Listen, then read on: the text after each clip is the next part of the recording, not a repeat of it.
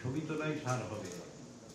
3 দিন পর আবারও সংলাপে রাজনৈতিক দল ও জাতীয় ঐক্যমত্য কমিশন। রোববারের আলোচনাতেও বিভিন্ন মৌলিক বিষয়ে একমত হতে পারেনি দলগুলো।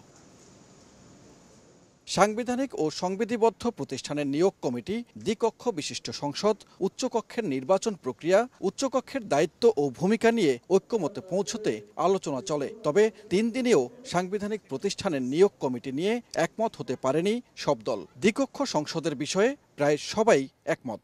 জাতীয় ঐক্যের স্বার্থে যদি আপনার আনুপাতিক নির্বাচনে পুরো নির্বাচন প্রক্রিয়া থেকে সরে আসতে হয়, অন্তত আমরা একটা কক্ষ, উচ্চকক্ষ নিম্নকক্ষের একটা জায়গায় আমরা আনুপাতিক হারে নির্বাচন চাই। দলগুলো যেভাবে এগুচ্ছে তাতে জুলাই মাসে জুলাই সনদ স্বাক্ষর নাও করা যেতে পারে বলে শঙ্কা জানান এবি পার্টির সাধারণ সম্পাদক। অন্যদিকে সংস্কারবিহীন নির্বাচন হলে আগের অবস্থায় ফিরে যাওয়ার শঙ্কা জামায়াতের। আমরা আশা করি এটা জাতির স্বার্থে, স্মুথনেস অফ দি গভর্নমেন্টের সাথে, নিরপেক্ষতার সাথে সকল স্টেক হোল্ডাররা এটা মেনে নেবেন।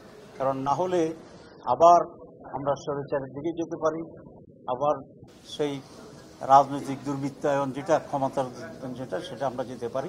সাংবিধানিক পদে নিয়োগ কমিটি গঠনে আগের অবস্থানেই অনড় বিএনপি। উচ্চকক্ষের বিষয়ে একমত হলেও গঠন কাঠামো নিয়ে দ্বিমত রয়েছে দলটির। আর এনসিপির অভিযোগ, বিএনপি সহ কয়েকটি দলের জন্য আটকে আছে মৌলিক সংস্কার। আমরা আসুন একটা ঐক্যমত্য প্রতিষ্ঠা যে সমস্ত বিষয়ে হবে সেগুলো চার্টার করি, আর যেগুলো বিষয়ে ঐক্যমত্য প্রতিষ্ঠা হবে না সেগুলো বাস্তবায়ন হবে না, সেটা তো মাননীয় প্রধান উপদেষ্টা তার উদ্বোধনী ভাষণে বলেই দিয়েছিলেন।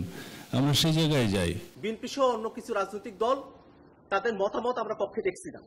সব মিলিয়ে মনে হচ্ছে যে মৌলিক সংস্কারের জায়গাটা বিএনপি এবং তার সঙ্গে সমমনা কয়েকটি দল তাদের কারণে আসলে আটকে আছে। রাজনৈতিক দলের সঙ্গে আলোচনার অগ্রগতি আশাব্যঞ্জক নয় জানিয়ে সময় মতো জুলাই সনদ ঘোষণা নিয়ে শঙ্কা জানান কমিশনের সহসভাপতি।